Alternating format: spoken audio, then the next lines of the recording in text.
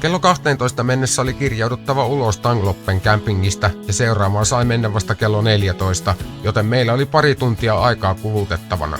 Päätettiin mennä Wallensbäck-Busenin kansallispuistoon. Sieltä oli tarkoitus löytää ainakin yksi taiteilija Thomas Gamboon unohdetuista jäteistä. Niitä on ympäri kaupunkia.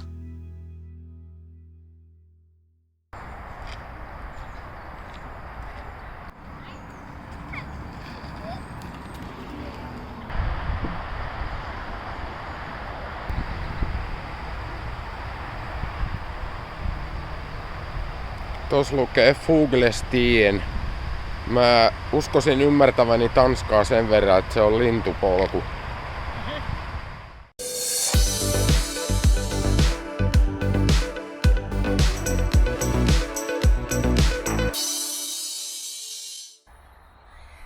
Tultiin peikkometsään ihmettelemään.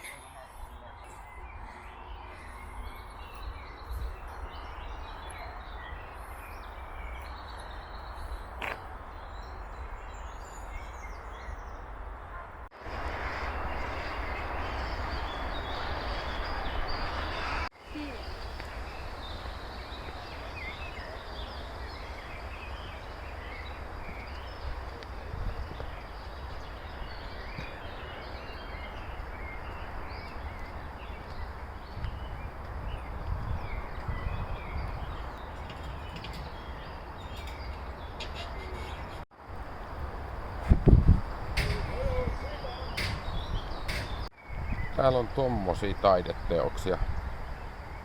Jotakin. Peikko.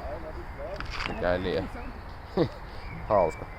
Siinä on lintujen kerrostalot. Huomaa, että ollaan suurkaupungissa, kun täällä linnutkin asuu kerrostaloissa.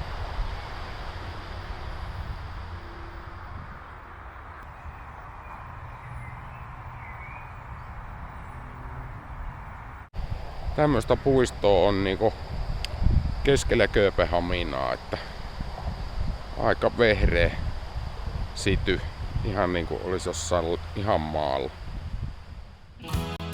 2 aikoihin iltapäivällä ajettiin Absalon campingiin.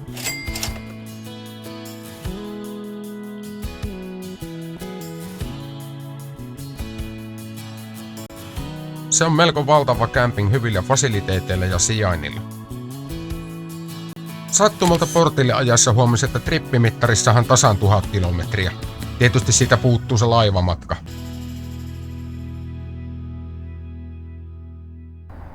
Me siirryttiin tänne Absalon campingiin. Siinä edellisessä kämppärissäkään ei ollut yhtään mitään vikaa. Siellä olisi voinut olla toisenkin yön, mutta me ajateltiin, että katsotaan tää toinenkin tässä. Ja tässä on pikkasen lähempänä juna-asema. Että pääsee tuosta paikallisjunalla tuonne Kööpenhaminan keskustaan. Sinne on vissiin joku noin 8 kilometriä. Meidän piti lähteä vähän kaupungille kävelemään ja sitten ne iskikin tämmönen mukava myrsky. Eipä siinä mitään. Tässä ei ole kiire mihinkään, niin mennään kaupungille huomenna. Nyt välähti.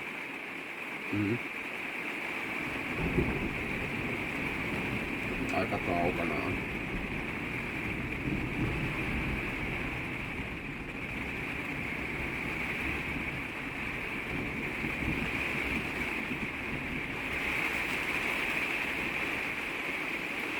Katsotaanpas uudelleen, mitä se sanoo tämä Yrno.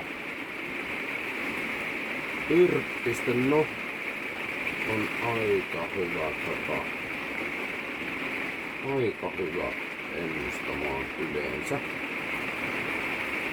Tää ennustaa, että kello 17 olisi jo koulta. Mutta kello 16 tän mielestä sataa ihan älyttömästi. Ja sit siitä kello 17 eteenpäin on poutaa tän mukaan koko huomispäivä.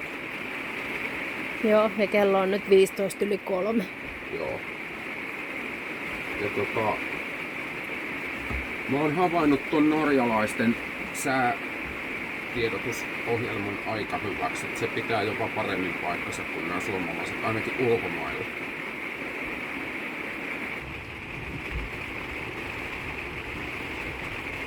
Aha, se tuli tänne. Joo, se varmaan peruuttaa tonne viimeiseen vapaaseen ruutuun, mikä tässä loosissa on.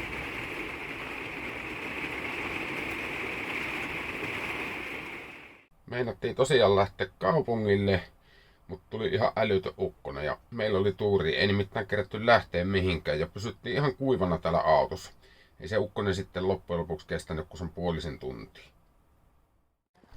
Keli muuttuu aivan kunnolliseksi sen pienen ukkosen jälkeen ja me lähdetään nyt sitten Kööpenhaminan kaupungille. Tässä on tämmönen oikein mukavan näköinen lastenleikkialue. Tää on hyvin samanlainen kuin oli siellä Bogstad campingissa Oslossa. Ihan samanlaiset, että on kaiken maailman kioskit sun muut olevinaan. Ja bensis ja Joo. pizzeria ja Kyllä lapset viihtys. Ollaan Köpiksenin lähijunassa menossa ytimeen, koska sai automaattista näppärisen lipun.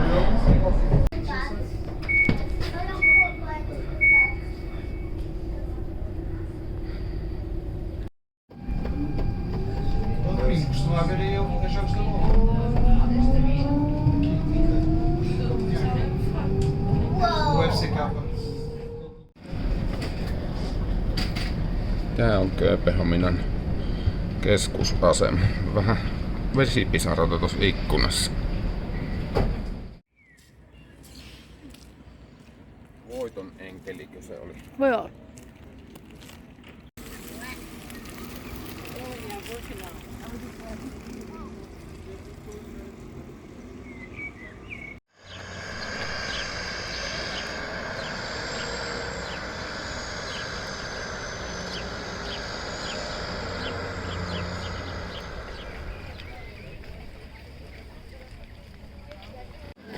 No tuolla se nyt on se Hardcore Andersenin pieni merenneito. Ja täällä on ihan mielettömästi porukkaa ja just alkostaa vettä.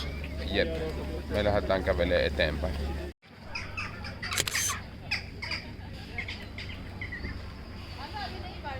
Tässä oli tämmönen pienen merenneidon kioski ja ostettiin tosta jääkaappimagneetti niin kuin meillä tapana yleensä on.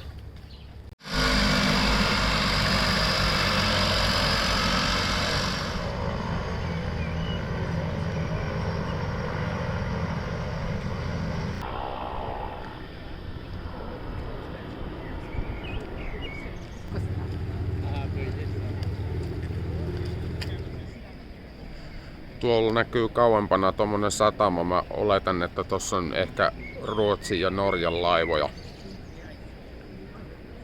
Ja ehkä jotain muitakin risteilyaluksia. Ja ei sitä poistaa enää.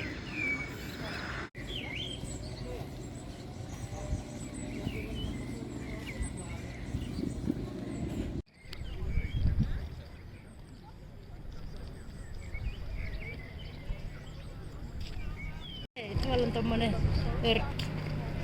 Örkki, niin istuu. Onkohan muuten sen saman taiteilijan kuin mikä nähtiin siellä, kun siinähän sanottiin, että sillä taiteilijalla on näitä taideteoksia ympäri kaupunkia. Mä unohdin nyt sen nimen.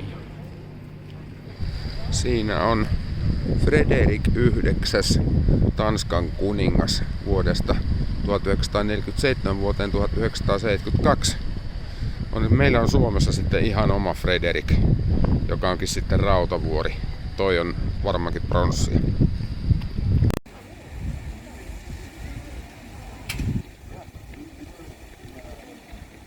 Tuossa takana on Kastellet, joka on 1600-luvulla tehty linnoitus tässä Kööpenhaminan keskustassa.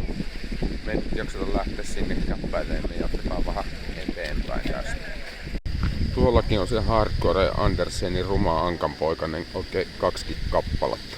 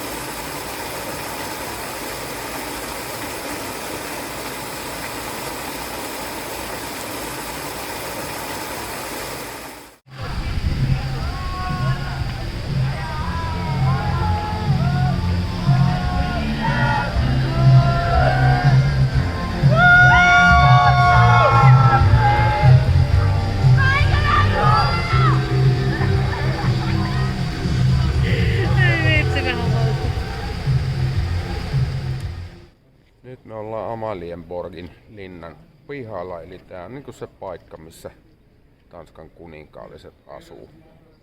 Ihan hienon näköinen mökki, ei siinä varmaan valittamista ole.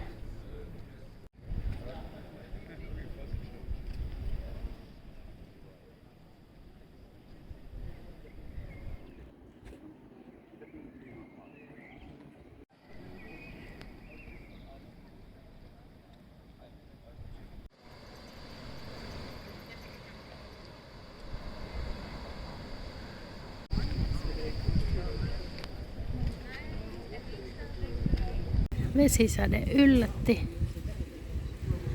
Täällä on vähän aikaa sateen suojassa, niin päästään jatkaa matkaa.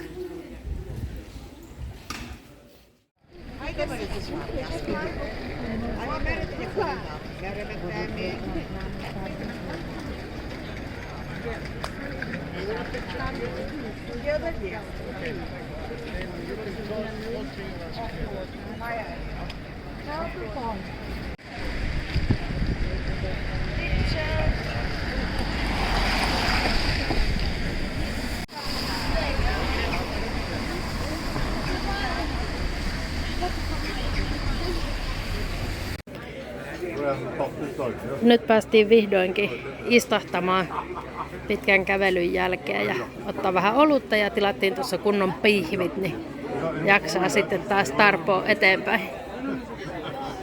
Pikkusen on sää ollut huono meillä. Vähän väliin ripsii vettä, mutta onneksi täällä on lämmintä.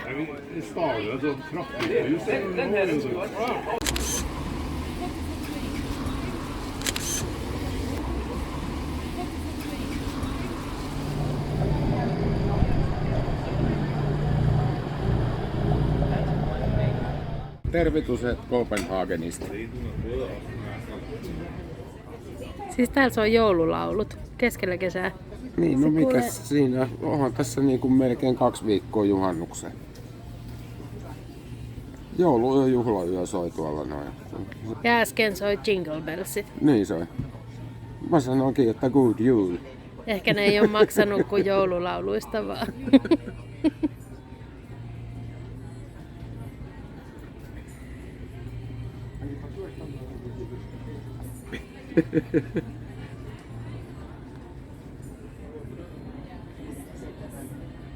Semmosta. Kesäkuussa.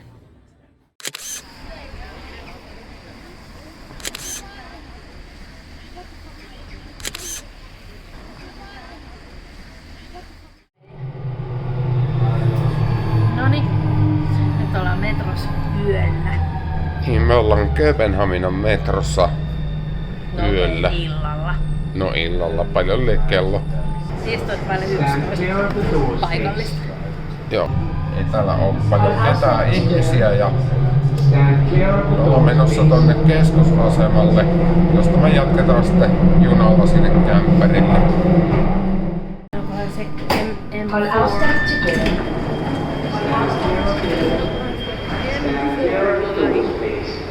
Se sanoi M4. No niin, pois metrosta. Sitten seuraavaksi mennään junaan. Kaveluus. Ja seuraavana aamuna matka jatkuu. Kööpenhaminassa olisi tietysti viihtynyt pitempäänkin, mutta meillä oli tällä reissulla vielä paljon kohteita edessä. Kello suunnattiin kohti Fyyninsaaren keskellä olevaa Udensea ja siitä sitten seuraavassa videossa.